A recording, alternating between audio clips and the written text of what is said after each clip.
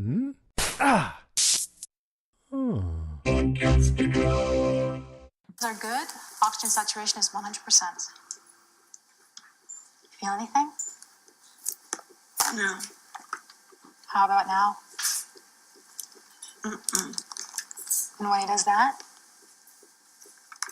Nothing. Okay. All set then. Making initial incision. Give me the bogey. We've entered the peritoneum. I can't believe I couldn't do it. I couldn't push anymore. Don't be ridiculous. Don't apologize. We've moved the bladder. Here's the uterine incision. Hey, it's going to be fine. I won't tell anybody if you want to hold my hand. Okay, we're ready now. How are the vitals? Still good. You're going to feel a little pressure now. Occiput is visible, and baby is out. Cutting the umbilical cord. Is she okay? What is it? What's...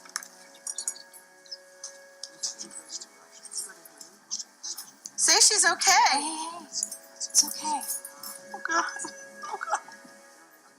Is she okay? Just relax. Hold on, okay? Good job. She's great. Oh, she's beautiful.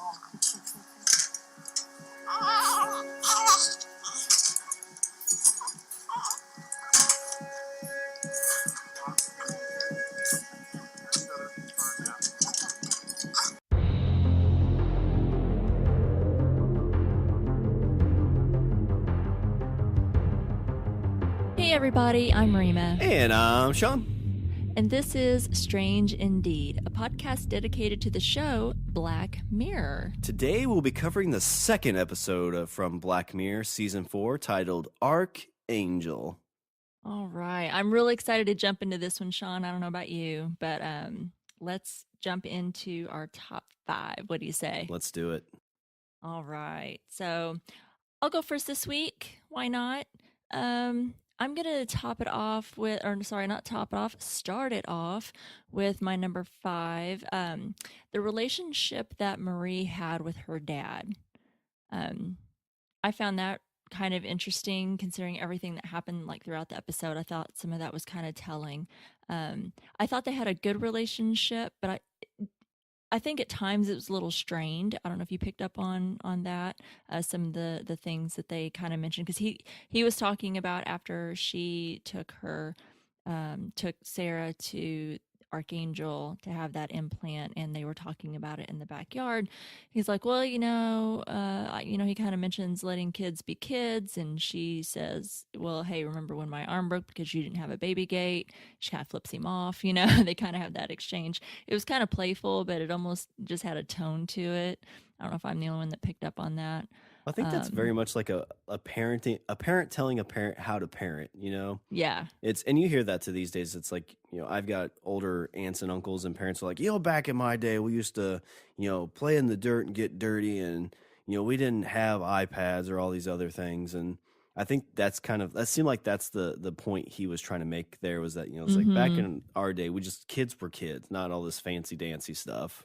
Right. And probably because it's your own parent telling you these things and kind of critiquing you kind of push your boundaries a little bit more than you would just anyone else older telling you how to parent or what they think of what your choice as a parent. You kind of, I've probably experienced that myself if my own mom hasn't ever agreed 100% with every choice that I made whenever I, was making choices about how to parent my kid.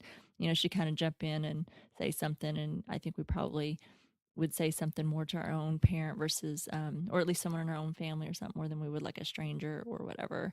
But yeah. I thought that their relationship was kind of interesting.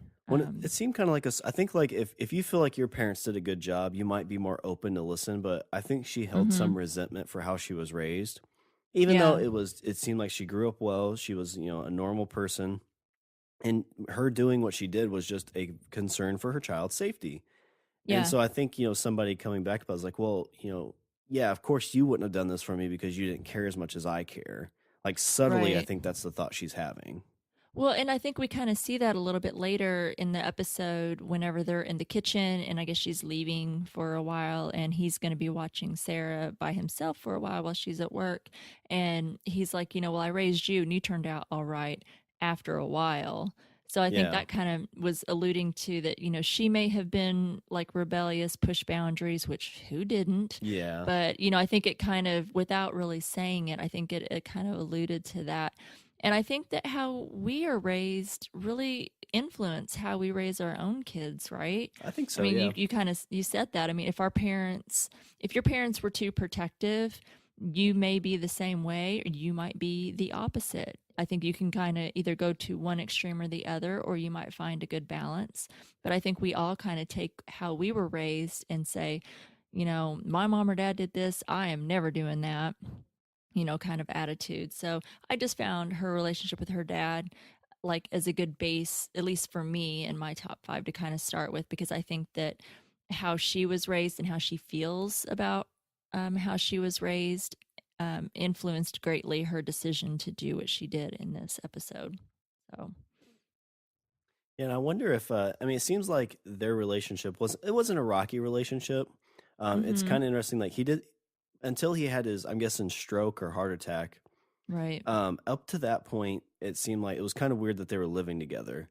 Because it wasn't like Mm-hmm. he was in bad health. It wasn't like it was a situation where he had to live there. So I don't know if maybe it was her that had to live with him because of financial reasons, or him living with her because of financial reasons. They really don't explain that, but Right. in some instances, if there was hostility, like I bet there was a scene at some point where, after he had his stroke or heart attack and he's getting on to her about the ArkAngel, I'm sure she would have thrown it in his face and be like, hey, if it wasn't for that thing, that technology, you'd be dead. Like, this Right. is what saved your life. Right. And, we don't know how he died. I'm guessing like it might have been like another heart attack / stroke or complications with what happened. But, Mm-hmm. one of the things that was interesting with that is they really cut those scenes. Like you didn't really know, okay, why are they living together? You don't know. How Right. did he actually die? You don't know. How much, stress and stuff did that put on the family dynamic after that point? You don't really know to that extent. Mm-hmm. But that relationship between the two was very, very interesting for sure. Yeah. I agree. I think it was a good gives you at least not a whole lot of insight, but I think gives you a little bit as to her actions and why she acts the way that she does in going to ArkAngel and doing what she does throughout the rest of the episode too as well, that we will talk about, I'm sure. So what is your number 5? All right. So what I love with Black Mirror is they make like commentaries on things happening right now, but in a more like super technological way. So Mm-hmm. like in this situation, like, I can understand, as a parent, as as any, like even just owning pets and things like that, when you lose them for a bit, there's that huge fear of like, oh my God, like your brain goes to the worst. Mm-hmm. And Marie at this point had that situation happen, like as a very young daughter. Like it seems like she was a single parent, from Mm-hmm. what most of this episode says. She's at a park. It's a gated in park. So there's not really like, it's like my kid's in a fenced in place, and the kid takes off.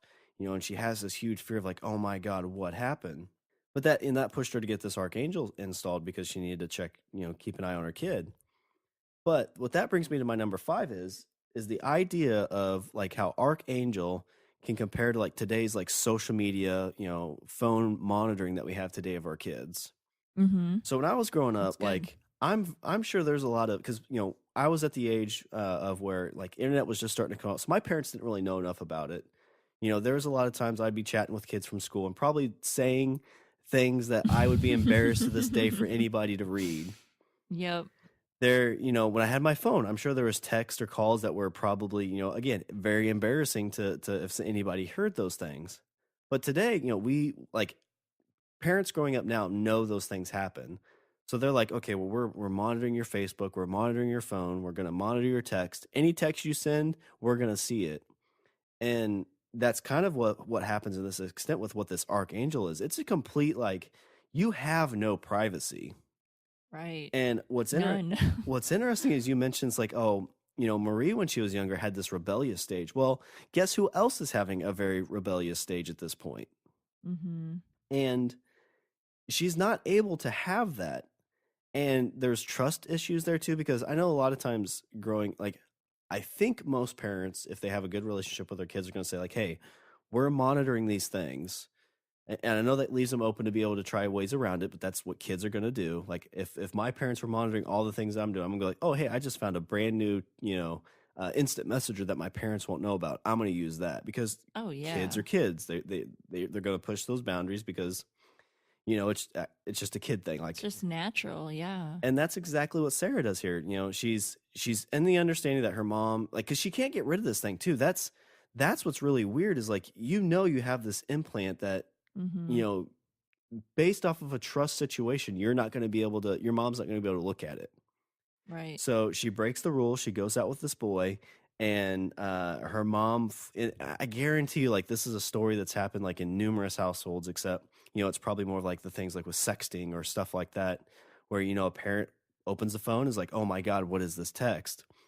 But instead of just sexting, Maria got an eyeful of her daughter making it with a guy, which to me, like, if I was in that state, I'd be like, oh my God, like, I am destroying this thing right now, and we're never speaking of this situation again. Uh-huh. Yeah. But and it's a social commentary of, like, when should a parent stop? Like, when do you let kids be kids? Like, when do you start letting them be their own person and not hovering over them as much? These are questions that I'll have to answer at some point. And Mhm. I think it's going to be difficult for me. I'm sure it's difficult for a lot of parents to be like, okay, my kid's at an age now where they need to be on their own. They need to make their own mistakes. You're just kind of there as more of a chaperone at that point instead of like instilling everything. Cause that, when they're probably like 12, 13, like everything that you've instilled in them, they probably have at that point. Right. So, when you have a 16, 17-year-old kid, there's not really a whole lot you could probably tell them that's going to detour where they're going. I'm sure that, and that's not the rule, I guess. I'm sure there's sit down, come to Jesus moments you're going to have with kids that are going way down the wrong path that you can fix. But as long as they're staying kind of in the tracks going the right way, they may detour a little bit to do things that you would deem like inappropriate or the way you wouldn't think that it should be done. But I always just go back to, like, kids have to be kids. Like, you got to let them kind of figure out their own way of life, and you hope that you instill the right morals and moral compass that they make the right decisions. They're not 100% of the time, but they have to kind of find their own way at some point. I agree with so much of what you just said. Um, And if you don't, you can say, because I've definitely known people that I've had this conversation with before I even had kids, and it's like, uh-huh. nope, like, my kids in college, they're going to obey my rules. And I'm Yeah. like, yeah, okay. Uh-huh. You're gonna know the rules they're obeying, and then Right, you're gonna make it exactly. even, and you're gonna make it even more challenging for them, because what happens in, like, this scenario, like, Sarah had a really traumatic event happen, and I'm sure she didn't feel like she could go to her mom and be like, "Hey, mom, this is going on," but her Right. mom was just trying to control her life. Going to that guy and be like, "Hey, you stop seeing my daughter," and Yeah. controlling this girl's life. Oh, absolutely. And trust me, and you should know by now, Shawn, if I don't agree with you, I'm going to tell you. If and that goes for anyone. If I have a disagreeing opinion, I'll speak it and do so in a respectful manner. And I do agree with a lot of what you say, I think. And I have to be really careful because I don't ever want anyone to think, because I'm not judgmental towards other parents just because we disagree, or if I disagree with how someone parents their kid. Everybody, and this kind of goes into my number four. So if you were done with your number Yeah, five, go I'll go ahead. ahead into my number four, because it's a good segue, because I'm going to talk a little bit about exactly what you just talked about, and just add to what you said. But I would like to be really careful with what I say, and I want everyone to know that, anyone that's listening, I am a parent, yes, and my daughter is older, so I have been through the toddlers, the toddler years, the young years, preteen years, teenager years, and such. And so I've been through those stages, and I certainly don't know it all. I don't. I probably know more than some who have a baby, but I don't like to judge anybody for their parenting choices, because there is like nothing more difficult, as you said, trying to figure out what is best and how to, protect your kids, the choices that we make for our kids. And so that's my number four, is where to draw the line. Um, So you want to protect your kids, but how do you know when or where to stop? There are no great manuals. You try to like take your own experiences when you were growing up. What did your parents do? Or whoever raised you? Was it your grandparents? Was it aunts and uncles, other family members? Whoever raised you, you know, you use that as kind of like either a yes, I should or shouldn't go that far. You try to just use your own experiences. How did you grow up? What were the mistakes that you made? Um, Things like that to try and raise the best person that you can raise. And I think all of us parents struggle with that. I know I always did. You know, I don't think I ever struggled so much making decisions as whenever it came to like the concern of my kid. And being indecisive and always second guessing myself, always like, am I doing the right thing? Is this gonna somehow backfire and it's gonna go the wrong way? Because I think it's easy to feel like we're going either too far and being too protective, or you're not doing enough. You know, I'm not sure if I've ever felt that great balance. Like, yep, I'm making the right choice. It's always kind of like I'm either going too far or I'm not doing enough. And I think when it comes to, you know, like in this episode that we saw, like watching, you know, or allowing your kids to watch sex or violence in movies or TV, I think that where she erred in this episode was she just completely filtered things like that out. Not just sex and violence in movies or TV, but anything that raised her child's stress levels. And I think just controlling it instead of having conversations with your kids because you think they're too young to have them is where she, part way anyway, not maybe the whole issue, but part of where she went wrong. Because I've always been a pretty open parent and tried to have truthful, honest conversations with my kid, no matter how old she was. Now, of course, age appropriate. You know, there weren't frank discussions about sex when she's 3 years old. But, you know, as kids get curious or, you know, and ask questions and have conversations about things, not just sex, but just anything. She didn't have any kind of conversations, I don't think, at all with her kids. She just went and controlled the situation. Just like, well, you're just not going to be exposed to it. And I think that's okay. I know there's lots of parents. I'm not saying go out and let your children watch whatever they want or anything like that. You should certainly restrict things based on an age appropriate basis. But I believe in having conversations with your kid. And I think everybody needs to do what they feel is right as far as those conversations, because obviously controlling it, it doesn't turn out well.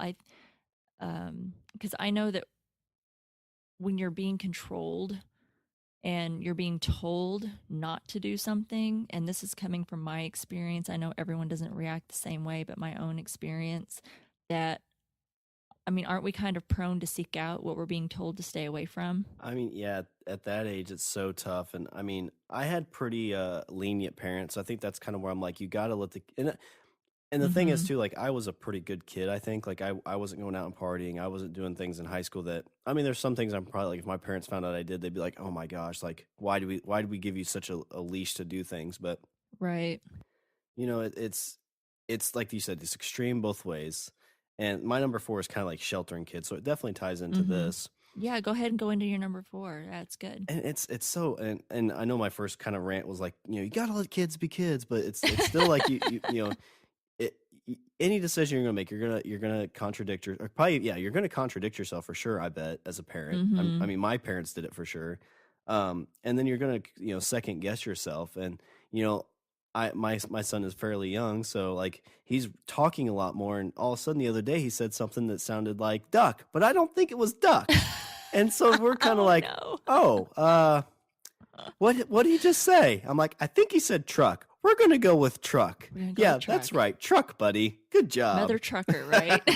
Oh, side story. So it ties into it. When I was in high school, I worked at a grocery store, and this kid came in. He couldn't have been more than like 4 or 5. And he asked his dad for like they have like those little things by the sides, you know. And he's like, can I have this, Dad? And his dad's like, no, you know, we just Oh came for this. yeah. And he's like, you guys are a bunch of duckers. Oh my And I was goodness. like, I kind of looked up, and he's like, yeah, that he said duckers. He's kind of got a potty mouth that we're working on. Like we start out with like so much money in a jar, and every time he says a curse word, we take $1 away, and he's never ended the month with any money. Oh And I was no. like, oh. And like you could easily judge and be like, oh my gosh, like you're terrible parents. But Then you have one of your own. oh yeah.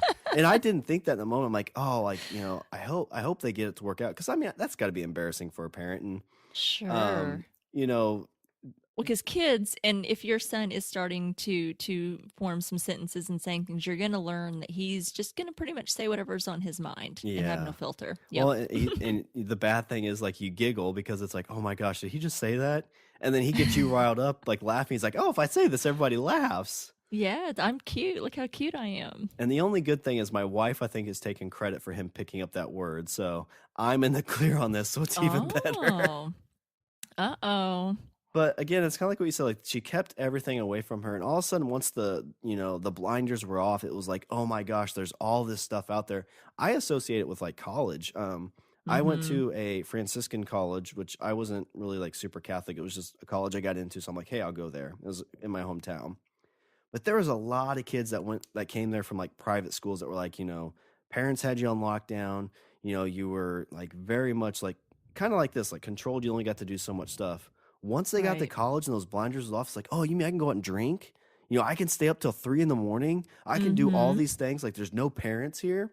And you just see them like struggle with that, realization of like, oh, like as a grown up, I can do all these things. But at the time when I got there, I'm like, well, yeah, you can do those things, but like, I'm gonna go to work the next day. Like, I'm kind of here for an education, I guess. Like, I did my share of partying for sure. I don't want to sound like a prude, but Right. it's one of those things that like you just have to be exposed to enough of it, maybe, to kind of get an understanding of what's out there, and not, just get all of it exposed to you at once, if that makes sense.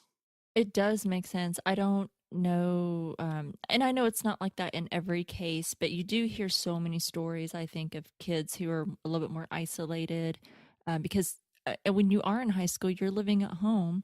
And when you go to college, you're normally, not always, because if you do maybe go to college in your town, maybe you are still living at home. But many kids are moving away from their hometown and going to college, so they're not under their parents' thumb, not as controlled, and they're being exposed to the world, many more different types of cultures and kids and things that are happening, and exposed to so much, they go crazy. And you hear so many kids, getting alcohol poisoning and so many horrible things happening to kids because they were never. And I'm not saying let your kids do that stuff in school. I'm so not going there. But I don't mean that. I'm just saying that kids get exposed to certain things and they don't quite know how to handle it. It's like, that's why I think that there are conversations that need to be had.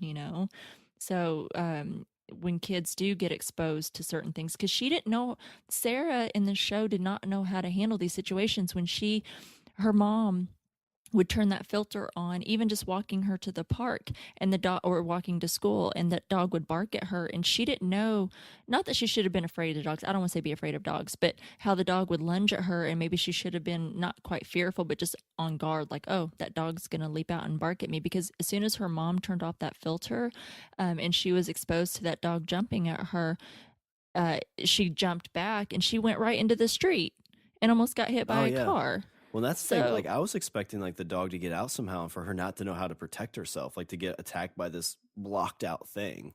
right, she didn't know what to expect, and it's, her mom never exposed her to it. And I don't know that I know that she, before she got the ArkAngel, before, when she was taking her to the park right before she disappeared there in the beginning, she was kind of, you could see the concern on Marie's face about the dog and her daughter being exposed to it and her being scared. She didn't want her to be scared, and I get that. She could have just crossed the street and walked her to the park, because she knows, yeah, that dog's up here, I'm going to just cross the street. That way she can still kind of expose her to it, to not be so scared of it, but maybe not to have it so in her face. I think that you can kind of limit the exposure a little bit to where kids aren't freaking out about it, because she kind of freaked out and jumped in the street, almost got hit. And I think that that's where, part of where she went wrong is kids you don't have those conversations. And I know that's not the case. You can still have those conversations with your kid, and your kid's going to go to college and go bananas, being exposed to so many things. It does happen, but I think that, I think that kind of thing needs to happen anyway. Just having those conversations and setting those expectations, and kind of warning your kids of like, well, you're going to go to college now, and this is what's going to happen. Let's talk about it. Yeah, and again, it's kind of funny. Our first two are very much like hot button issues, maybe you could say. Like, I could see people being like, "You don't know what you're talking about," and honestly, like, I don't know what parent knows what they're talking about. Like, I don't know anything I've ever been through that could have prepared me to be a parent. Like, Mm-mm. I feel like I'm kind of, it's day to Mm-mm. day. I'm trying to figure out things as I go. You can read all the books you want. You can talk to all the people you want. And I still think each kid, and that's the thing I think, and maybe it's just more the idealist in me is like, I don't want to think of each kid as like this mold that you can kind of, form into your own thing. Like, I like to think of like Exactly. people as their own blank slate Yes. that they can do whatever they want with their life and, kind of become their own person, if that makes sense. Oh, and that's absolutely makes sense. And that's why I'm trying to be really careful about what I say because I certainly don't want to tick anyone off. Because, like I said, I don't judge anybody. And certainly my way of doing things and the way I've chosen to do things is not the right. I don't know that what I do is right. Even to this day, my kid has been through college. And so like I said, I've been through the whole spectrum of, and I still, even though she's older, I still, in a way, kind of parent her and try to be there for her and talk to her and advise her and things like that and be there in that kind of capacity in that part of in that stage of our relationship. She's not a little kid anymore. But so I don't want anyone to think that what I'm saying is right. It's kind of what's helped me and worked for me. I'm sure there's way better ways. And like you said, you can take two kids and raise them in the exact same household and it turn out completely different Oh yeah, for each definitely. one. So you're exactly right. No two kids ever fit into a mold. Even siblings who have been raised the exact same way turn out to be completely different. I mean, I totally get that. I just think that that's just maybe the better approach than just completely controlling every. To me, having like complete control and having your kids under your thumb never works out. But that's just my opinion. And please don't write me and email me and tell me I'm a dumbass. And you definitely could, because I'm sure there's kids that I was trying to say earlier, like kids that just completely go off the rails, and like you can't not watch what they're doing because they just for some reason are always getting in trouble, or just something's going on that they're not growing up the way you'd want them to grow up, if that makes sense. Mm-hmm. And I'm a little bit, I guess, kind of passionate about this because I know a person that was in this kind of situation where if this thing existed, they would have had it, and their parent would have used it like all the way through college. Right. Yep. And I had similar conversations like this before, and I kind of got like, you're a dumbass, Sean. Like, you can't do that with kids. You have to basically rule them with an iron fist, and you basically dictate how they're going to grow up. Yeah. And I just always feel like when you say things like that, you're kind of saying that, you're like, oh, I can control a kid and make them into what they're going to be. And I feel like you can help guide them in that direction. But I just like to think of people as more of, like I said, a blank canvas that, they can do the things that they want to do when they grow up and, kind of become the person they want to become. Mm-hmm. Exactly. And I kind of I go in with that as well. I don't feel like anybody who's ever completely controlled their children from the time that they're infants, high school, college, I don't feel that it ever goes well. I mean, maybe that kid does do exactly every single thing that you want them to do, but do they really love you for it at the end of the day? I, I don't know. I mean, that's kind of what this episode kind of showed. I mean, it's kind of later in my notes, but I mean, we see it doesn't end well for these two. Now, Yeah. again, I'm sure there's stories out there where this worked out well. Yeah, there could be. I'm open. I'm just going to say that. I am open to all possibilities. I'm not a perfect parent. I don't know it all. I mean, my kid turned out pretty good compared to, whenever she'd come home and tell me stories about, like in high school or something and other kids going through situations and I'm sitting here going, "Oh, thank God that's not me." Having to go through that. I got pretty lucky and I honestly I don't really attribute that to my parenting.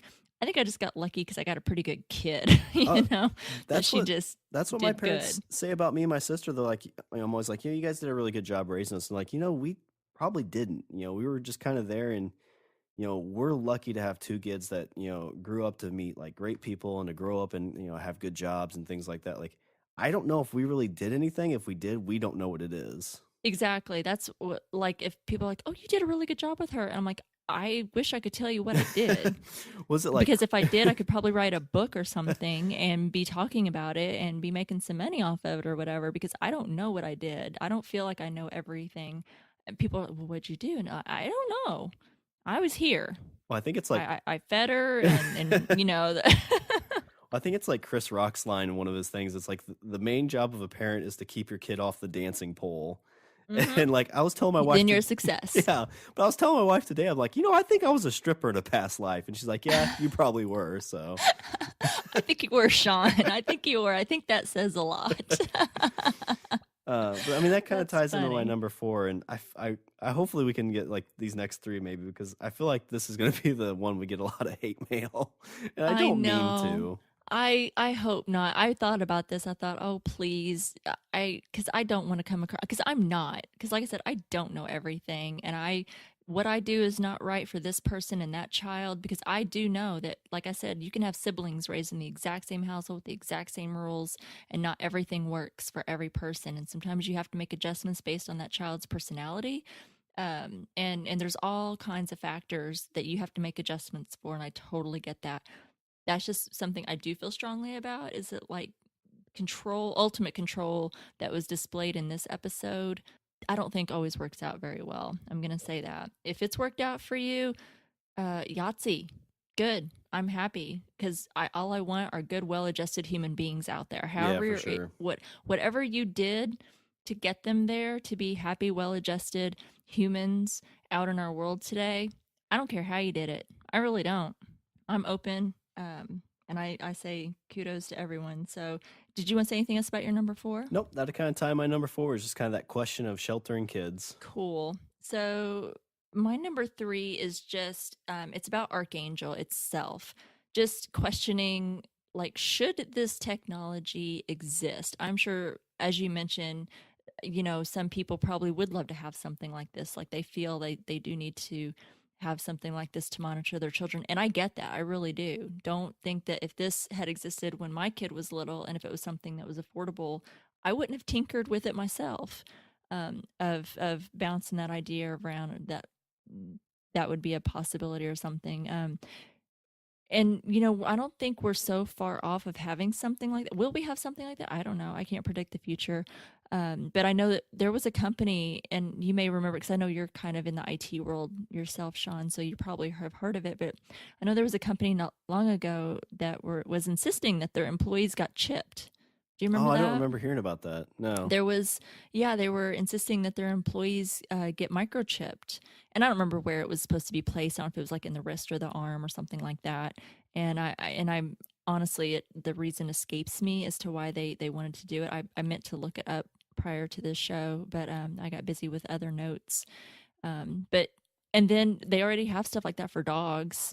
I mean, we can't see what our dogs see, and it's obviously not as advanced as this ArkAngel, but, we already have something like that where you can microchip your dog, and if your dog gets lost, they're able to, use that microchip to find them, which, I think, that's a great thing to have, at least for your dogs, because I know my dogs are not the best dogs. See, maybe I'm a great parent, and I'm a really bad dog parent. I don't think I'm a very good dog parent, because my dogs will run away the minute if they get like out of my hands and they see a squirrel, they're gone. So look, people, you can judge me all you want. I'm not the best parent, and definitely not a good dog parent. My dogs don't listen to me That's funny. at all. They just go, and they're like, nope, we're chasing the squirrel, we're chasing the rabbit, we're getting muddy, and we'll come home when we damn well please. Well, this time of year too, it's so annoying because it's so cold out. So you're like, damn it, now I got to put shoes on. You walk out, you're like, oh, all right, now I got to go get a coat because you won't listen. And I know, because I'm usually like because this happens in the mornings. The squirrels are out in the mornings. They're just having their happy selves, jumping from tree to tree, having a great time, and they're totally torturing my dogs the entire time, especially my lab mix, who just goes bananas for squirrels.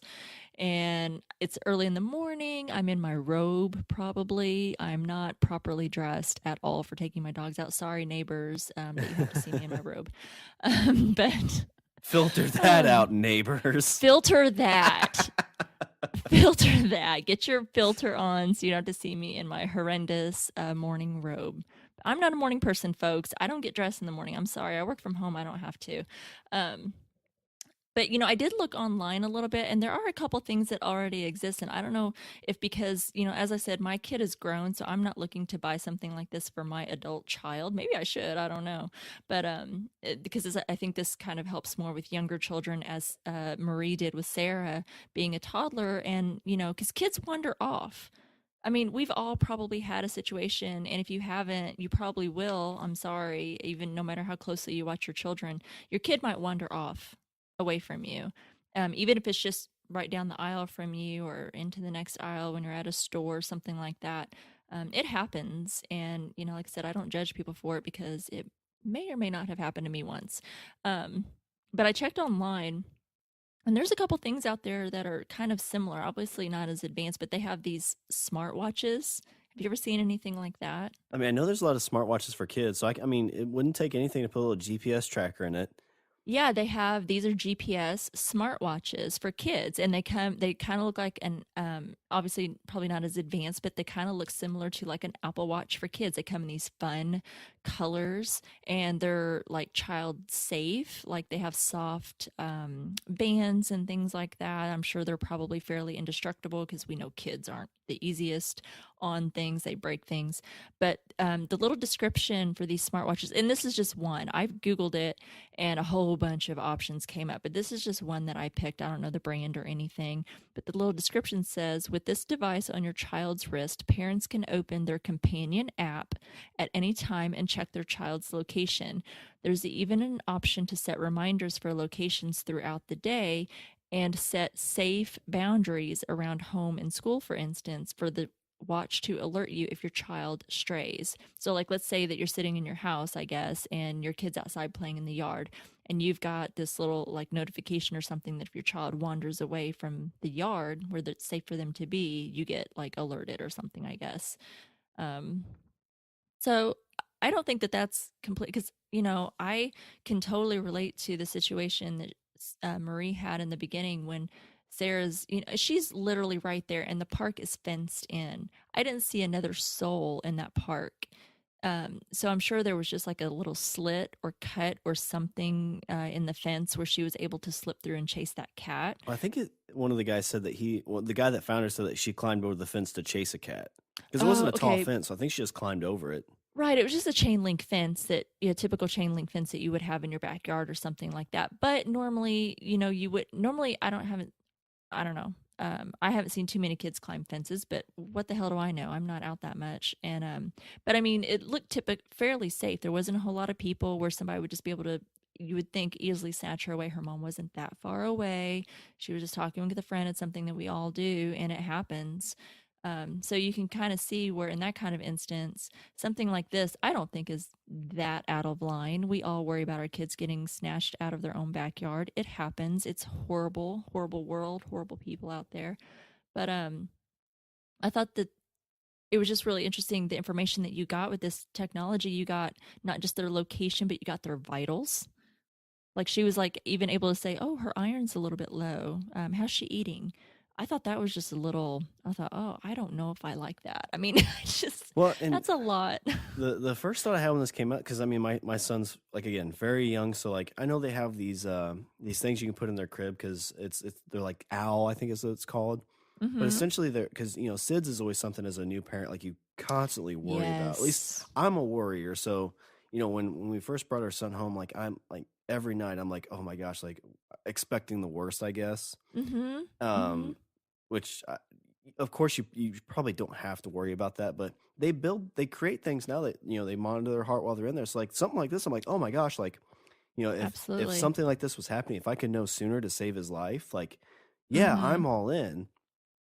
And before they Yeah, got, you're right. I mean, and especially if your kid maybe has like a health condition yeah, yeah, or they have an illness or something that they're struggling with, and it's important to maybe monitor their levels or their vitals or something just to make sure if they have an episode or something that occurs due to their medical condition that you're alerted, maybe something in it that triggers an ambulance or something if necessary. Like whenever she's like, oh, just enter your pin and hit this button and the police are alerted if she goes missing, something like that. Maybe if your child has some sort of health condition and needs to be monitored for it and you're not in the next room or you're away from them or they're out in the yard, you're in the house, and you don't see them, I can see where that would be. It just seemed a little invasive, and but I don't know, I guess I can kind of see see the point in that. You're right. And the SIDS thing is scary. We didn't have, I've seen monitors nowadays, like you mentioned. That stuff didn't exist when my kid was little. There were no such, and if there was, I didn't know about it. No one told me about it. I was kind of an isolated young mom. I didn't have like a mommy group or something to help me out with these kinds of things. But so I was kind of doing things on my own. So if it existed, I wasn't aware of it. But I remember, always like, I don't feel like, even though my kid slept through the night pretty well when I first brought her home, I still didn't sleep because I felt like I was up every hour checking to make sure she was breathing, because it's like you learn, it's like ingrained in your brain that babies don't sleep. Yeah. So I had it kind of ingrained in my brain that something's wrong because my kid is not waking up in the middle of the night. Like, she's supposed to be waking up and fussing either from, a wet diaper, or she's hungry or something. So I thought I would wake up and go, why isn't she waking up? So I would always like go and, is she still breathing? I'd like put my finger underneath her nose, or I gently put my hand on her back or her, something to like make sure she was still breathing.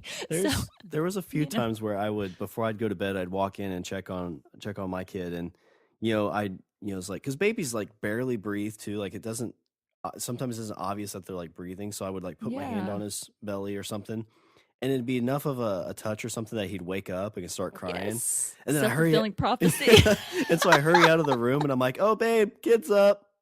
Oh, Shawn, you did not. No, I mean, I stayed up with her, but usually when he was younger, it's because he was hungry or something like that. But Oh, you're telling on yourself. he's good now. Like, I'll walk in because I'll be kind of worried or something. I'll walk in and he just kind of pops his head up. He's like, "Huh?"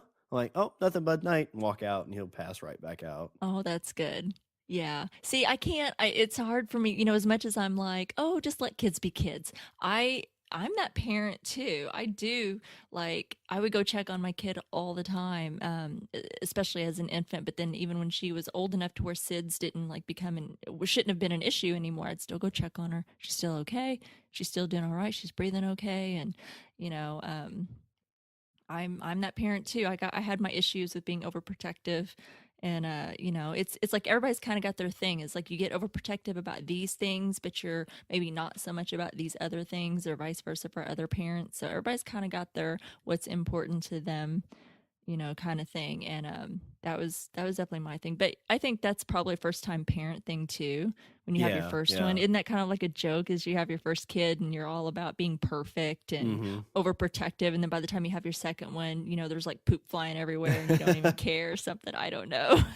It's like, well, the first one survived, so this one should be good too. Exactly. We made it through the first one. The second one's, easy. But just to kind of go through a little bit more about the ArkAngel technology, we got the locations, the vitals. You can see through your kid's eyes. You can do that filter if you choose for parental control.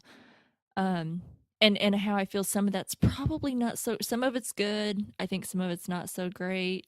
But on the flip side, there is good that comes of it, because as you mentioned before, Marie's dad had his episode. I don't know if it was a heart attack, stroke, like you mentioned. They didn't specify. Clearly, if she hadn't had that, he could have died, or something. It could have been ended in even more tragedy.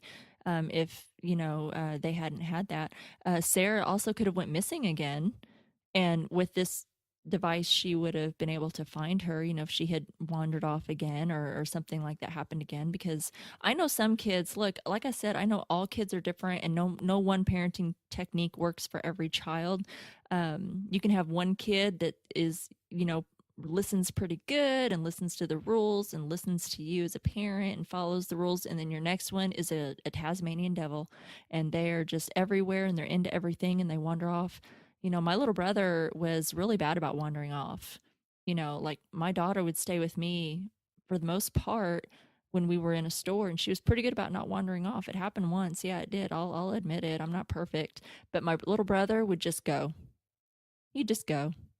And, it's like kids are different, and I get that. So I think in that instance, it would have been good. But I think it's also a slippery slope, because she notices she was helping her dad. This was after she brought her dad, I guess, home from the hospital, and she's helping him get settled in.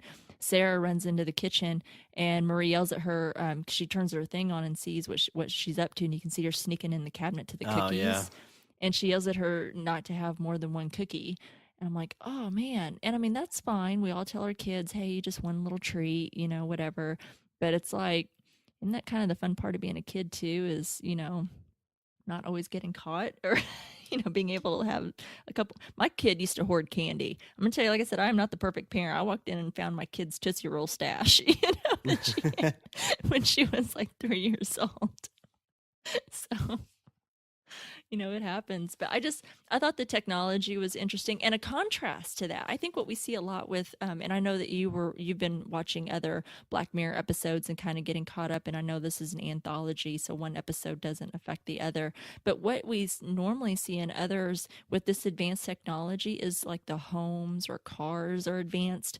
That wasn't the case in this episode, which I found interesting. Like there was some very advanced technology, but the homes were just like your regular average homes. They Yeah, didn't good look point. Yeah. super updated, and they didn't look and like the cars just look like your regular cars that you'd see today. So I thought it was quite a stark contrast, this super advanced technology that they had, versus like just regular homes that you would see today. So it seemed like it was kind of the future, but only as far as the technology, not everything else. I just found that interesting. Well, and there's 'Cause I don't. another like American sounding cast in this one too. Like it seemed like it was taking place in the States, whereas most of these Right. sound like they take place in like Great Britain.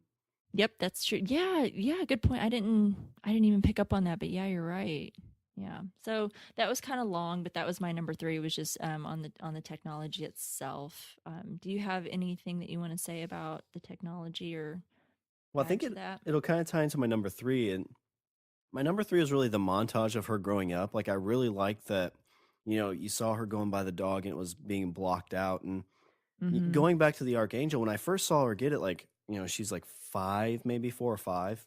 Mm-hmm. And I can see that, like, oh my gosh, like when your kid's like 0 to like maybe 10, 11, like that would be a really good thing to have because, like, getting nervous at night, you know, you don't have as much fear of like, when you're in stores and things like that because you kind of have more visibility on your kid. Because, like you said, kids can wander. And Mm-hmm. then also kind of knowing their health right away because there's plenty of times where I'm like, kid just doesn't seem right. Like, he doesn't seem like he's feeling good.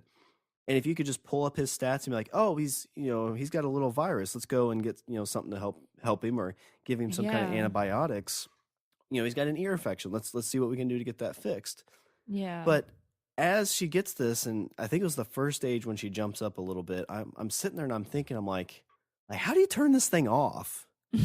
Because I know, like, my parents would have probably liked to have something like this to as I was growing up, but I don't think they'd want to see what I was doing when I was, becoming a, No. teenager No. and things like that. And it'd be super embarrassing. It's like, because not only would they could see it live, but it's recorded, which, that gets into your whole Ugh. questions of like, s- ah, you know, it, sometimes you'd like to go back and see like, oh, well, how did this thing play out? Like, I thought it happened like this, but did it really? Mm-hmm. But I would not want to go back and see like the greatest hits of Shawn. Like, let's just let that live in the past. Right. But it was really cool to kind of see her growing up and seeing like as she walked by the dog, you saw the dog was, kind of barking at her still. And then you slowly see it start to get older and kind of not as like aggressive. And then at some point when she walks by, the dog's not even there anymore. And I thought that was just kind of a cool showing of like how time is, like, we get into these modes of, walking past the same buildings and not even really paying any attention. And then you Right. say like, oh, well, it's been 20 years and now that building's getting tore down to put up a McDonald's. And it was kind of a neat little montage of just not only her growing up, but just a time in general. Yeah, I agree. It was a nice progression from when she was really little, to her, I don't know what age she was, but yeah, like 10, 11. Um, thought that was really cool until and into when she was a teenager was really great. Well, I think that's a great, like, I think that's all parents, like, you don't realize your kids are probably as grown up as they are until, um, I don't know when you even realize it because how many people do you see, like, that are friends of your parents? They come back, oh my gosh, you've gotten so big. And your Yeah. parents are like, have they? Like, yeah, Yeah, you he's, don't see it. You see him every day. it's like, well, he's Or 12 now. yeah. And you're like, oh, wow. Like, yeah, he's actually grown up. Like, oh crap. Yeah. Well, and I mean, I kind of fall, I do have that with my own kids sometimes. And maybe all parents do. I've heard, talked with a couple other parents that kind of feel the same way. I look at my kid, older now, and I look at her and I still see my 3-year-olds a lot of times. I had so much fun 3 was a really fun. I mean, I loved her at every age. I really did, and every age was fun. But 3 was a really fun age because they start. Not only are they talking and saying sentences and things, but they're really kind of finding themselves, discovering themselves, getting those personalities are really developed and get a little sassy, or at least mine did. She was definitely a little bit of a sassy 3-year-old. And as challenging what that age was at 3, and I think a lot of parents who've been or who've had a 3-year-old will agree, 3 can be challenging. It was still a super fun age. And from then on, it was just a fun roller coaster. But I see her fully grown, is taller than I am, and I'm a tall person. And I look at her some days, and I still kind of see that 3-year-old, and I'm like, what the hell happened, and where did time go? That's for sure. So yeah, I think that was a really great little montage, and to kind of see that. And it's like she grew, but it's like a lot of things didn't. The houses still looked the same. Yeah. Their kitchen looked different. Their kitchen looked great. They had a great kitchen upgrade.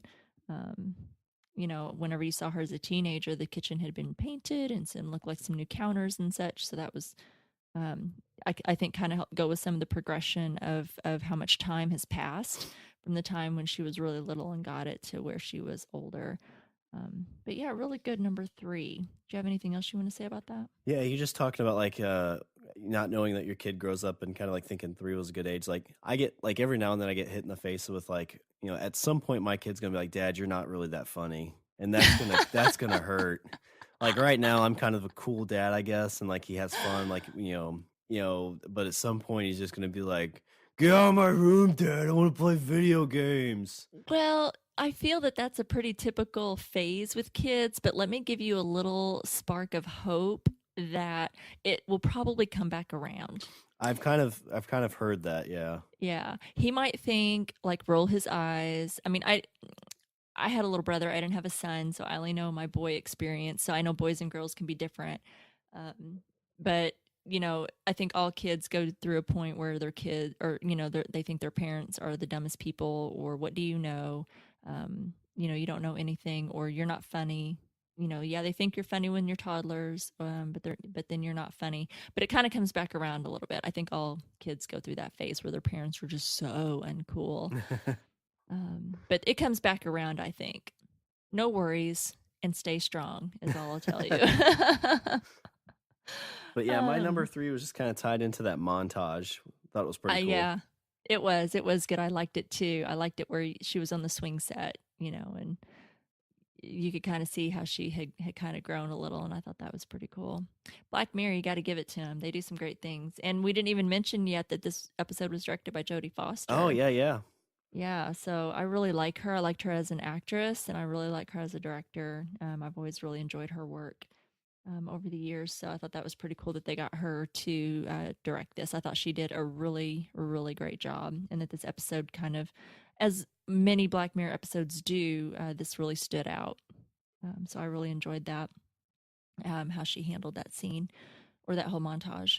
Okay, so that kind of takes me into my number 2 a little bit. This is something that I'm just going to kind of skirt around the edge of, because I know everybody has lots of different opinions on things. But what kind of bothered me about this episode, and maybe not so much the episode, it's just like how the mother decided to handle the situation, because we've talked a lot about how, instead of going one way, she went this other extreme way of having her daughter microchipped, implanted, whatever you want to call it.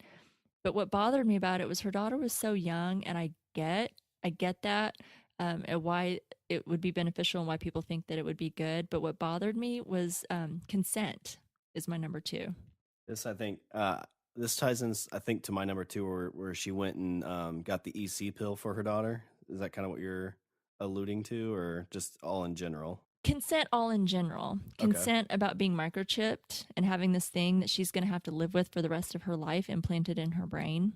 She didn't get a choice in the matter, and I can see why at her daughter's 2, 3 years old, 4 maybe, when she was microchipped, and wouldn't understand if you tried to have that conversation. And that's probably when a lot of people feel that you need to have something like this, because that is an age where children are wandering off, and they can be monkeys, and they can just disappear right underneath you. And I can see the need for it. I do, but I didn't even like to have my when my daughter, I didn't like to have my daughter's ears pierced until she was old enough to tell me that she wanted it to be Oh yeah. done.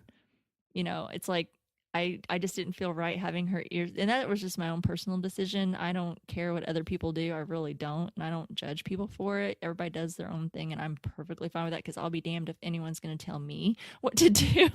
So I certainly don't tell anyone else what to do. But my own personally, I didn't feel right until my daughter was old enough to say, "Mom, I want my ears pierced." And I'm like, okay, well, let's talk about it and let's make sure you want to do it. It's going to kind of hurt a little bit. And we talked about it, and she still wanted to go through with it, and we went and done it. But to me, it's just consent. And then, yeah, you talked about, what she did later when she put in her, because we already kind of established that the mom puts these probiotics and just whatever she feels appropriate for her daughter's health in her smoothies, and her daughter's just used to it. So yeah, after that, she has this encounter with this boy, her mom gets the, I guess you can call it like the morning after pill, which I haven't read too much because I don't want to get too wrapped up into controversy or for anything to color my view on when we're going to talk about an episode. But I think that there was a lot of discussion about this online, and I'm not going there at all. But there's consent for that as well. I mean, her mother was essentially giving her something without her knowing about it. And I just rubbed me the wrong way. I feel like it's taking it just a little bit too far in that way. And so that's my number 2. I'm going to try and stay as vague as possible about that because I know there are some very strong viewpoints, and I respect everyone's viewpoints as much as I expect everyone to respect my viewpoint. It's just consent. Yeah, I agree. I mean, my number 2 is kind of tied into that situation with the EC pill, and more so with, like, to me, I when the alert came on her thing, and you see her drive up to that pharmacy. Like, Mm-hmm. my thought was going to be like, this is going to be like them coming together moment. Like, you don't have to deal with this alone. But instead, the mom kind of took it into her own hands and did what she thought was best. And again, like what I thought would have been like an interesting scene and interesting to see this play out is her mom, because basically that's where the big confrontation happens is, Sarah finds out that she was pregnant and her mom did this thing that stopped it. Right. And like, to me, I'm like, well, we didn't see Marie have like a like husband or there was no dad in the picture. So I was trying to think like, well, was Marie like 15 when she got pregnant and she had Sarah? And so this was like in her mind, like, listen, having a kid at 15 ruined my life. And so she thought she was doing the best thing for Sarah. And like, could you imagine that scene playing out? Like, that's like a family drama TV show or movie. That's like one of those after school specials that used to run. Well, yeah, no, because Maria'd be like, listen, I got pregnant when I was 15 and having a kid, like, stop, like, I couldn't do all these things I wanted. It was like, it really hurt my life. And then for Sarah to be like, are you trying to say that, like, I've ruined your life? Like, having me ruined your life? Right. And like that, again, that would just be like all these other things that have been piled on top of each other would come tumbling down. And then that's where Sarah would have this kind of event that happened at the end too, where she just kind of loses it. But yeah, it kind of goes right into your consent. It's like Sarah didn't have a choice in this, and she didn't have a choice in having this thing implanted in her brain to keep her monitored. And her mom didn't let her kind of decide anything else after that point either, I guess. So kind of skirt around the edges. I might have got a little bit closer than you did, but I guess let's go with our number 1s. Let's just go with our number 1s. Oh, like I said, it so can be much hate mail. It's okay. I think I'm feeling okay about it. Like I said, I know people may still write in regardless of what we say, and that's okay. Well, as long as you're respectful about what you say, I'm okay with it. I really am. I just, because like I said, I'm not judgmental, and you do what's right for you. That's my attitude. You do what's right for you. You do what's right for your own family, your own children. I just expect the same courtesy. Let me do my thing. And and if I have a little bit of an opinion about that, I'm allowed my opinion, and it's okay if we disagree. I have best friends that I disagree with how they parent their children, and I'm sure they look at me going, well, you're freaking crazy for how you you let your kid do what? I'm sure has been, said many times. I'm sure I know I've made plenty of questionable decisions because I'm not perfect, and I don't claim to be. That's why I don't judge other people, because I'm not perfect. So my number 1 is consequences. So I think that just kind of leads us into what we see happen there at the end. And, through what her mother chose to do and the choices that she made, uh, not just for herself and how she decided to parent her children, but she was making decisions for Sarah. Um, and I feel that that was unfortunate because Sarah never learned how to handle situations or handle anything that caused her stress because everything was filtered out. And, even her mom, we see her when she was a little girl after Marie's father died and they're at the graveyard. Sarah couldn't even see her mom cry. Oh yeah. And I thought, well, gosh, that little girl isn't even going to learn how to mourn, or how to try and handle things. And like I said, everybody kind of handles how they feel things, how they need to handle things as far as when family members die and how their children are exposed to that. But at some point, you lose people because death really is an inevitability in our lives. We lose people, and at some point, you have to learn how to cope with that. However you decide to expose your child to that, that is something that happens, and you can't protect your children from that because it happens, and that's something that we can't ever change. And I think that this is partly of what happened and what contributed to her really extreme reaction to her mom when she found out how far her mom had went, and found out that she saw her having sex with that boy, she saw her doing drugs with that boy, and gave her that pill without her knowing about it and controlled just everything in her life, and she never learned how to process. And it appeared there wasn't very good communication. As I said, she never chose to really, and if it happened, we didn't see it. But it didn't look like she ever communicated to her daughter about these kinds of things. And I think that is partly what led to some of what happened. Because her mom started this path to protect her child, and she took it so far as to controlling her that she lost her anyway. The very thing that she was trying to protect her from and prevent losing her and her going missing is what ended up happening there at the end. And I thought, well, what if because she went from one day where she was filtering everything as far as what would stress her daughter out, like the dog and the blood, seeing the videos that she was being exposed to at school or certain language and stuff, to then all of a sudden she just turns it off and just throws her daughter in the deep end. Maybe she should have started slow and make it a process, maybe turning the filter off to certain things to kind of make it a gradual process. I don't know if it would have made a difference, but maybe that was a mistake. And just one day it's on, the next day it's off, and you go from one extreme to the next. The daughter, Sarah, she kind of went bananas with some of her choices. I mean, she went from one day kind of being really sheltered and not exposed to now she's doing drugs. And then, just like, oh yeah, let's just try some drugs. I thought, wow, that's kind of really throwing yourself out there. It kind of seemed like she thought like this is what you're supposed to do because, when she was younger and Trick kind of showed her all those videos and stuff, it was just kind of like, oh, well, this is what kids are supposed to do, right? Like, kind of go back to the college thing. It's like, wait, we're supposed to go out and drink till 4 a.m. every night, right? That's what we're supposed to do in college. Right. Well, and it was kind of, that also kind of goes into whenever, she had sex with Trick, and they're in the van afterwards, and he says something like, well, you didn't have to say what you said. And I think, and I'm not going to repeat it, but she had kind of been acting, I think, how she thought you're supposed to act. Well, I think when you're having sex, and he's like, you don't have to say that. That's like what a porn star or something would say, because she doesn't know any better. It's like that's what she's been exposed to and never had that conversation, or didn't know. And I'm not saying that. I mean, hey, we've all had, it's but it's kind of like it's like you said, it's like she thinks that's how you're supposed to act because she's never really been exposed to it or whatever. Yeah, and that's the thing. Like, neither one of us, I think, can relate to like kids growing up now because there is so much of that. Because like when she was, I don't know, she was like 12 maybe when Trick was showing her that stuff. Mm-hmm. And so like when I was that young, like you only had Playboys kind of thing. Like it wasn't like today you can go on the internet and see really, really like intense things. And I got to imagine as a kid, you're like, wait, well, that's how it's supposed to be done, right? Because Right. growing up, I was like, oh, wait, you're supposed to be a Ninja Turtle, right? That's what you're supposed to do.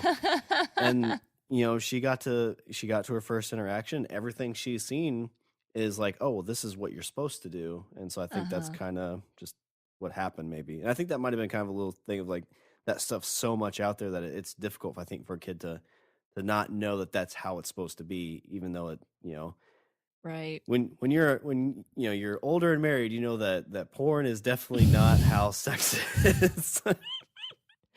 Exactly. And it's not like, and I mean, I don't know who has those conversations. I'll up and say it. I had conversations with my kid, but I certainly wasn't talking to her about what you say during the act. Yeah. Oh man, those got to be awkward conversations. That's one of the I'm things I'm not looking forward to. It's not, I mean, and as open as what I try to be, I've just, like I said, my own personal way of parenting when this conversation came up and it was time to, because it was like either have the conversation or she's going to be having that conversation with kids anyway, or and she's going to be, that was the age where, because, I missed some of that, but when my kid was that age, it was kind of like the social media thing was coming around and things like that things were happening in school that either you teach your kid or those kids are going to teach your kid. You know what I mean? So, trying to get ahead of all of that and having that conversation was, as open as what I always tried to be and honest with and having conversations with my kid did not make it any easier. It was still probably one of the most awkward things ever and difficult discussions I ever had to have. And no, I don't know, that never came up. Well, okay, so you don't act like a porn star, you do this. No, that never came up for me. And if, you do that, then kudos to you because you're, braver than I am having that type of discussion because I don't think you really know that. I don't think you really know how to act in that kind of situation, but it just seemed like the rebellion and trying new things and experimenting, those are not new teen behaviors, but it's clear with how she reacted to her mom involving herself and trying to how she tried to control her. She was not able to process and communicate. Like it's like she just was stuck in this low level maturity, I feel, because she was sheltered and kept away from so many things and controlled for so long that she was still like not as mature as what she probably needed to be. She might have been doing mature things like doing drugs, having sex, and sneaking around behind her mom's back, seeing this boy and going to this party or whatever. But she was doing these things, but she wasn't at a level of maturity to handle doing those things. And I think that really showed when she did act out and she attacked her mom because she couldn't just yell at her. I mean, she did yell at her mom, but she couldn't like talk to her about it, about how that made her feel, and have that communication and that dialogue that they probably should have had. That she just acted out like it, in a tantrum and attacked her mother. And it's not that she shouldn't have been angry with her mom. I think she certainly had the right to be angry, but I think in the way that she chose to act on it was not right.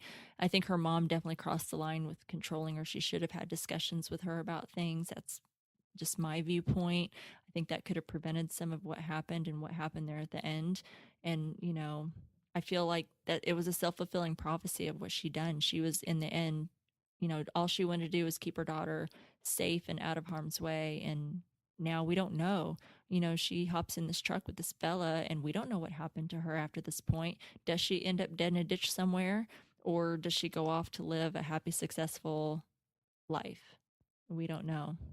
Yeah, and that's actually what ties into my number one is that self-fulfilling prophecy because it is that kind of the thing of, like I love, or it was kind of I think a very good, or a good setup to this episode where in the very beginning you see the mom Maria running around yelling for her daughter because she can't find her, and then you tidy it up at the very end in the same boat where she's outdoors yelling for her daughter because she can't find her.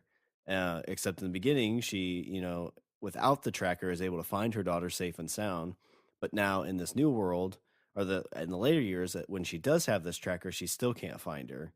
So the thing that was meant to keep her protected and keep her kind of not really controlled, but keep her somehow on the radar is kind of the thing that pushed her away. Right. And that all really ties into a lot of the stuff that we kind of already talked about, really. But it's like what you said. You try to do these things you think is best for your kid, and sometimes you're going to second guess yourself, and you kind of wonder like what's going through her mind at this point. Like, does she feel like she made a huge mistake? Does she still feel she's right? And we won't really know that, but she's on a truck headed somewhere. Hopefully, she's heading to Nashville. She's gonna grab a guitar and start have singing. A hit record. Yeah, the whole thing's a total country music song, right? It really is. Yeah. Yeah. So yeah, she'll Mama put something in my head. She saw me drinking.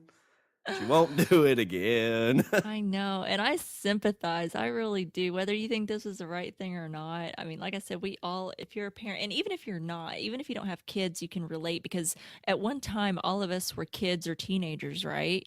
So even if you don't have children, you can still relate to this episode as to maybe your parents were really controlling, and so you can really relate to Sarah and how maybe restrictive that felt, or maybe you had parents who maybe weren't as restrictive, and maybe you wish they were. Maybe they didn't have as many guidelines, and you wish they had.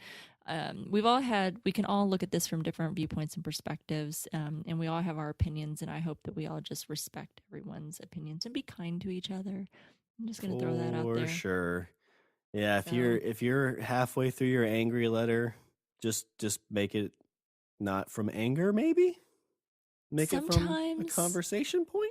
right. Sometimes what I find really helpful, and people may not care what I think at this point. Maybe they've turned me off, and that's fine. They're like, I got one more paragraph, Rima. Go ahead. What I find helpful sometimes is when I'm really angry at someone and I'm typing out that really angry email, is just go ahead and type it out and then delete it, because you've kind of released that and you feel like you've gotten some of that out, and then maybe you can come back and revisit and retype that.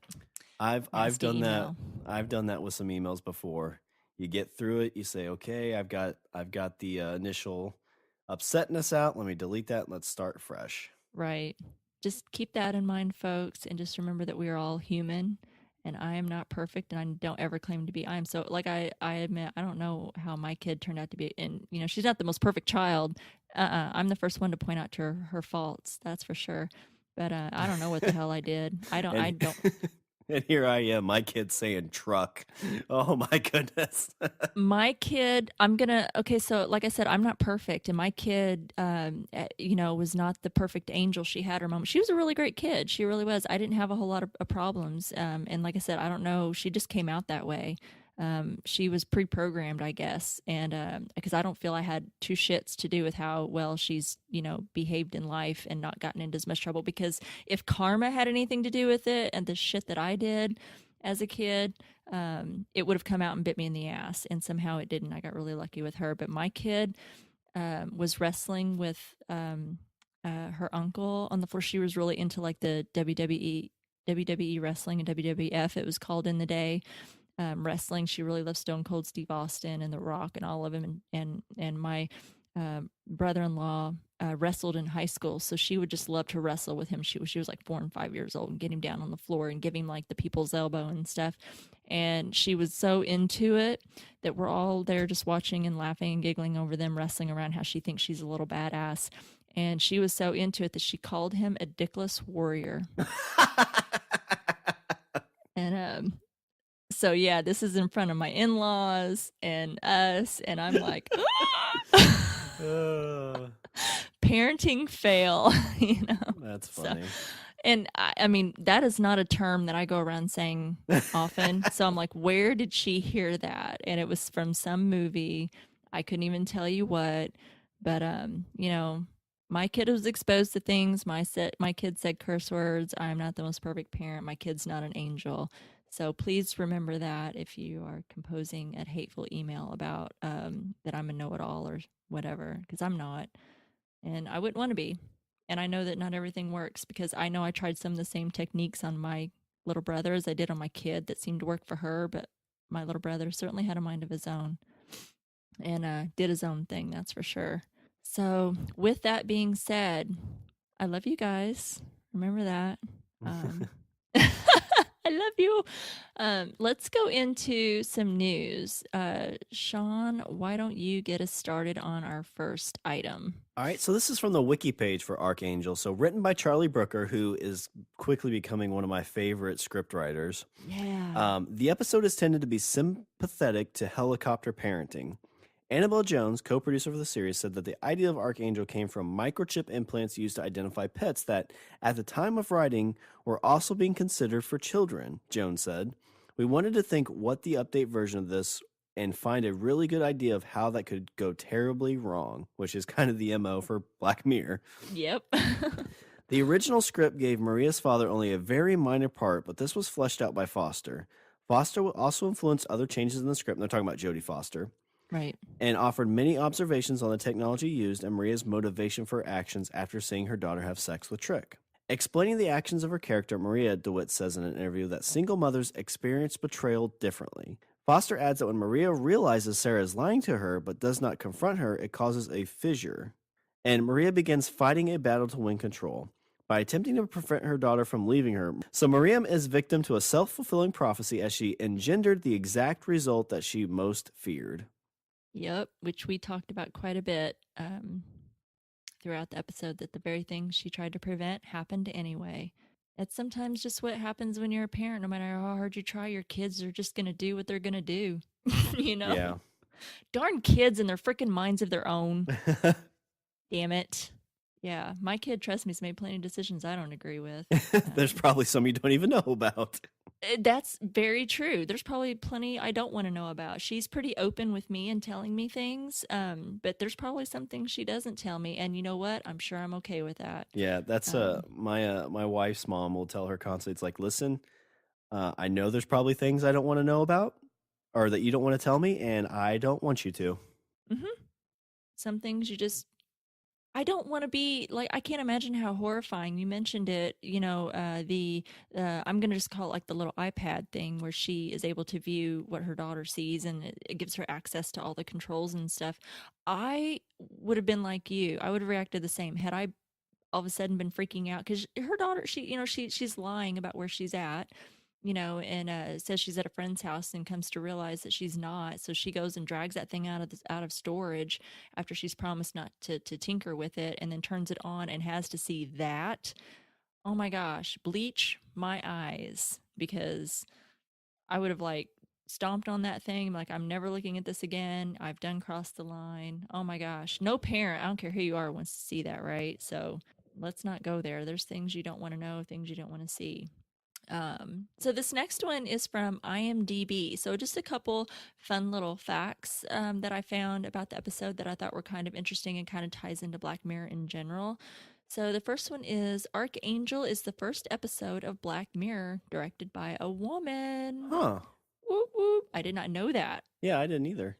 Yeah, I read that and I thought, are you kidding me? Nothing to say against any of the show people, but we are in season 4 already of Black Mirror and many episodes out, and this is the first one directed by a woman.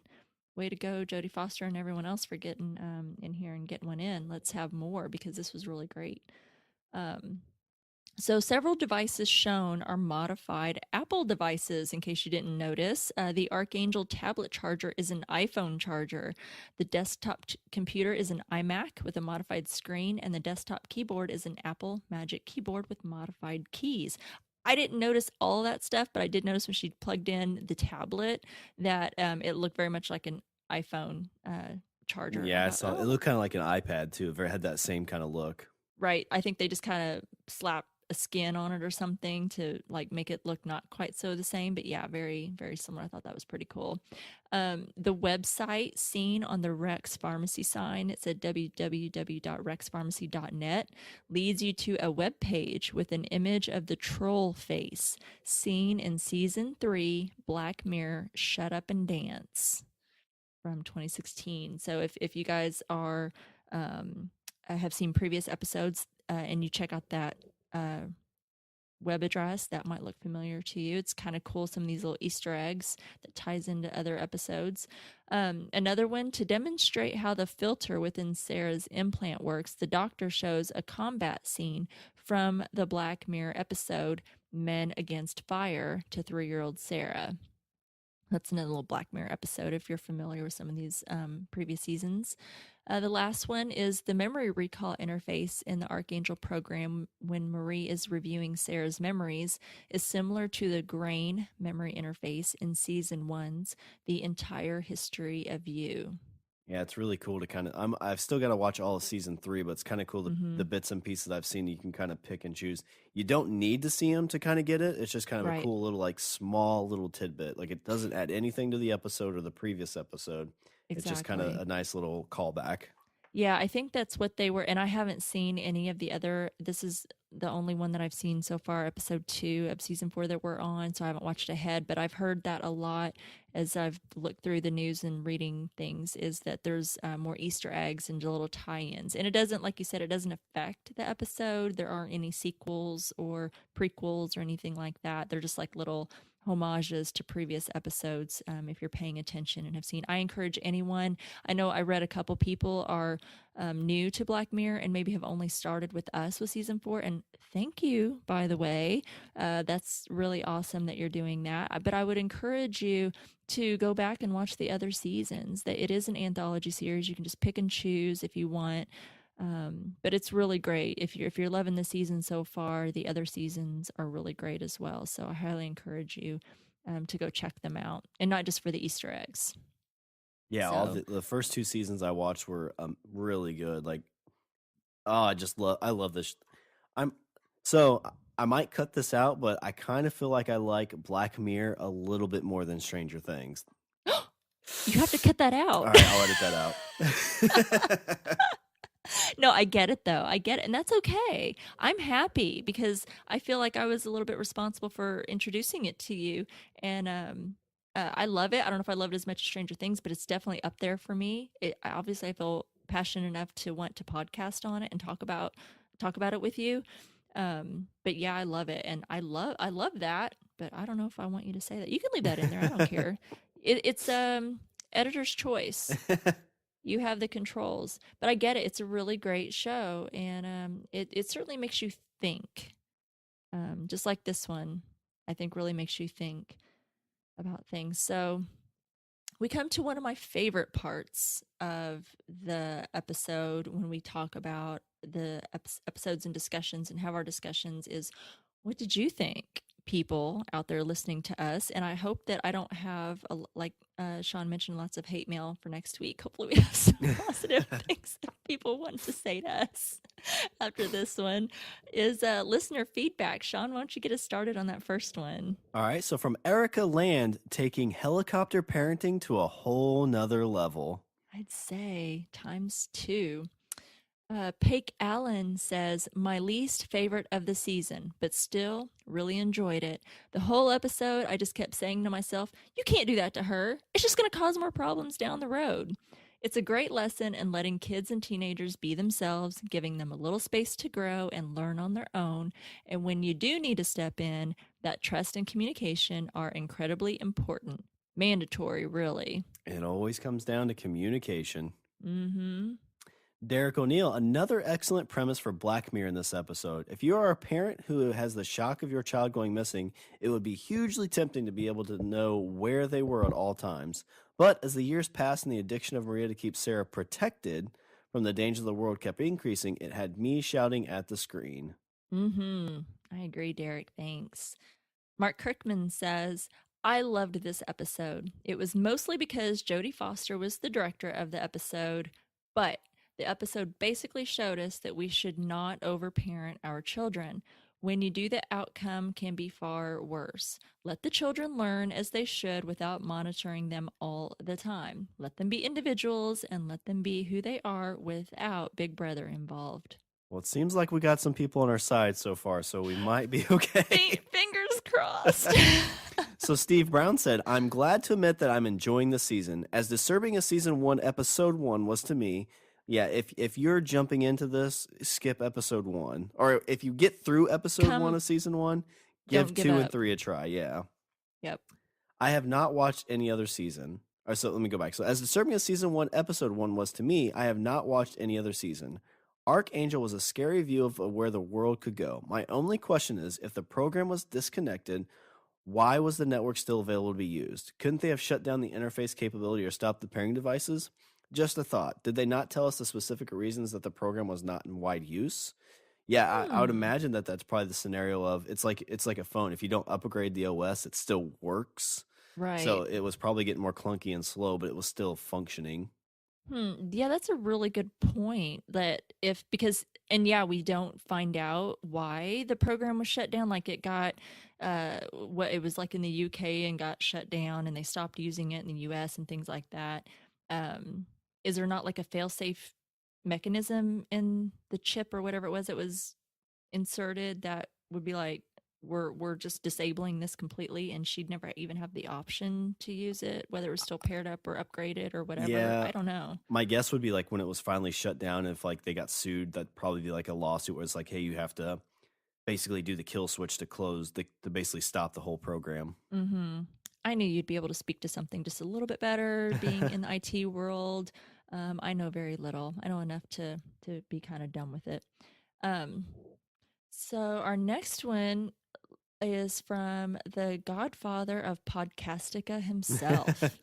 Left us some feedback. I am honored, folks, to be reading feedback from Jason Kabassi himself. He says, I thought this episode was tragic and brilliant. As a parent, I know what it's like to want to protect and watch over my kids. But I can also remember what it's like to be a teenager when I felt drawn to the things my mom worked so hard to keep me from. Yep. Seems like everybody's kind of in that same boat. I'd be kind of interested to see if anybody does have the alternate perspective of it, though. Be kind. Be kind. So Laura Willie Swank says, a haunting episode and cautionary tale of how far overprotecting our children can go. I can empathize with the mother's desire to keep her child safe, but an interesting dilemma comes about when you cross the line from protection to interfering in your child's life. One thing I note about Stranger Things is watching the kids ride around at night on their own without helmets. I remember that time and thinking about how you never see that these days. Are we like Maria now? Have we put so many bumpers around our children that they've become blinders? Great episode by the magnificent Jodie Foster. Yeah, and I was kind of thinking about this earlier too. Like, we always hear about like kids aren't allowed to kind of go out on their own anymore.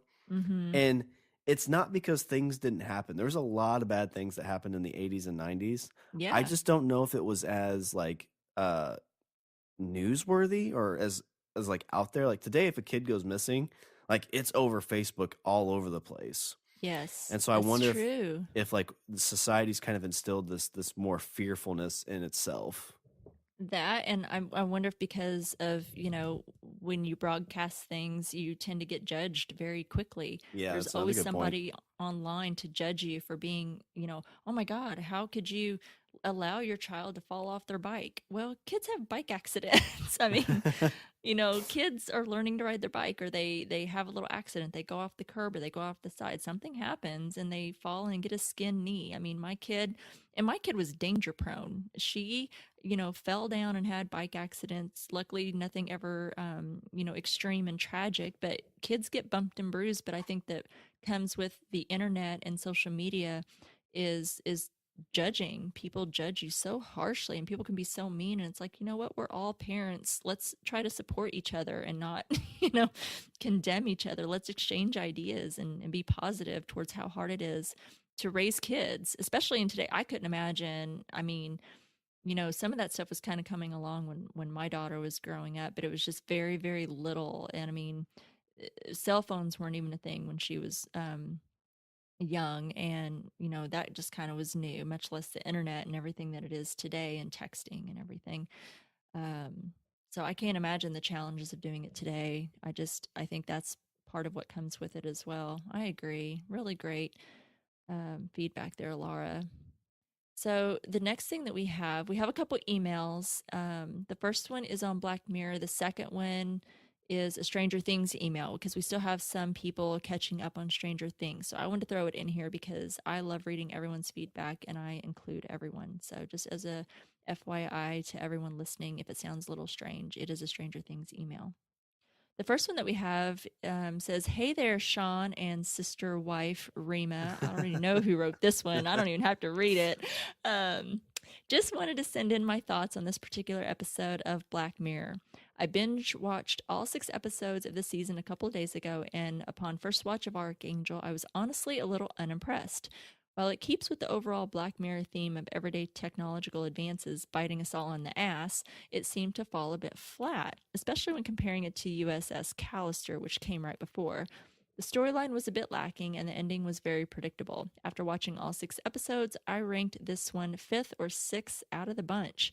However, upon more reflection of this episode, I realized it relates more to me personally than any other episode of Black Mirror to date. I'm a stereotypical white suburban overprotective mom to my little girl. My biggest fear in the world is someone snatching up my 3-year-old, so the scene where Maria loses Sarah at the playground was definitely relatable and terrifying. I'm the crazy mom who still has not unplugged my daughter's baby monitor video feed in her bedroom, even though she's well beyond the age I should have, because I'm afraid she'll fall off her bed and break her damn neck or something stupid. The idea of having the ability to keep an eye on her whenever my nightmare worrying brain takes over would be incredibly comforting. But, like in the episode, when do you turn it off? Would I be able to ever turn the feed off? Even if I could, the temptation to pull it out of the attic whenever I had any worry like Marie did would be too much for me to overcome. Additionally, I can't imagine ever implanting my child with some sort of chip or device in her brain, but who's to say that won't be a totally normal thing 50 years in the future? There was a company in the news a few months ago that had announced they were coming out with a policy to implant a microchip into all their employees to track when they came and left work and to track purchases in the office. At some point, this sort of thing will become normal. And as always, with every Black Mirror episode, I'm left wondering, where do we draw the line? And when will this episode become real life? Love you both, Becky P. Oh, good email. That was a really great email. Very relatable. I think most of us can relate to a lot of that. All right, so here is our Stranger Things email. So, hi, Shawn. Hi, Rima. I'm totally behind because I like to watch an episode and then listen to your podcast. I only listen at work, and it gets me through my 16-hour shift. Game of Microphones also keeps me sane. I love listening to you guys. Well, thanks. Thank you. I'm so sad about Bob. I'm sure we'll never get over that. Speaking of Sean Astin, I heard an Easter egg in the Mind Flare episode. When the Demodogs were coming out of the hole, one of the scientists says, "Holy Mother, Mother of God." In the Goonies, my all-time favorite, near and dear to my heart, a police officer says the same thing at the end when the pirate ship comes out of the cave. Oh, that's pretty cool. Oh, I didn't notice. In many ways, I think Stranger Things kids are the Goonies of Hawkins, Indiana. There's a Goonies oath which parallels many of the obstacles the Hawkins kids have to face. It reads as follows. I will never betray my Goondock friends. We will stick together until the whole world ends. Through heaven and hell and nuclear war, good pals like us will stick like tar. In the city or the country or the forest or the boonies, I am proudly declared a fellow Goonie. Thanks for reading. So glad you guys are podcasting Black Mirror, Gwen. Well, thanks, Gwen. Thanks, Gwen. It's kind of like maybe that should be our saying at the end of each episode now. We'll have to memorize it. Oh, gosh. Well, I'll just put it up on a Post-it. There's not going to be any memorizing on my end. But yeah, I loved that. That's great, Gwen. Thanks so much for writing in. And please, if anyone is still, if you're still catching up to Stranger Things, if you're new to Stranger Things and you're just new to us, we're happy to still read these. And you know, I'll keep them at the end so that way if people who aren't into Stranger Things, haven't watched it, don't care, you can skip over it. It's fine. But I like being inclusive. Because I never get tired of talking about Stranger Things or hearing what people think. So thanks so much for that email. And thank you to everyone that took a few moments to write in. We got a lot of great feedback in this episode because I think that it does, as you mentioned earlier, it kind of hits something with all of us, you know, about this type of situation, what is the right or right thing to do and how we question that and how that, you know, determines what we do as far as being parents. So I appreciate everything that everyone has to say. So thanks everyone for writing in and taking the time. Yeah, thanks everybody. All right. So next week we'll be covering the third episode from season 4 of Black Mirror titled Crocodile. I can't wait for that one. I have no idea what it's about, but if it's any indication so far, I'm excited. Oh, I'm pumped for it too. Yeah, and I kind of like with what we're doing with Black Mirror. Like if you listen to the Stranger Things, we kind of give the description of the episode because those are usually kind of less spoilery. But with Black Mirror, I love not having a clue what the episode is. So yeah, super excited to get into Crocodile. Yeah, me too. And we are very excited for you to look into the Black Mirror with us. And until then, you can follow us on Twitter at StrangeTcast. You can like us on Facebook at www.facebook.com/StrangerTcast. You can email us at strangerthingscastpod@gmail.com. You can also find us on the TV Time app. You can find Strange Indeed and a bunch of other great podcasts like Podcast Junkies at podcastica.com. Go out and leave a review for Strange Indeed or any of the other great Podcastica podcast on Apple Podcast. And make sure to check out Shawn and his other podcast, The Language of Bromance. Comes out every Sunday like clockwork, folks. It's always Yes. there. You can always count on it. We are slowly etching our way to 200 episodes. I think we're at like 186 right now. Oh my gosh, that's amazing. Are you going to do something special? We'll probably just make each other laugh. Is that all? Don't you do that every week? Yeah, pretty much. It'll be it'll just be Language of Bromance as normal. That's okay, because that's what we know, and that's what we love, and that's what we count on. All right, well, that's our show, episode 19, ArkAngel. Until next time, I'm Rima. And I'm Shawn. And Becky P is strange indeed. I'm 2,000 years old, and I remember when we used to open up the door and just let the kids be. And I remember breaking my arm because you wouldn't get a baby gate. And how is the arm now? It was okay.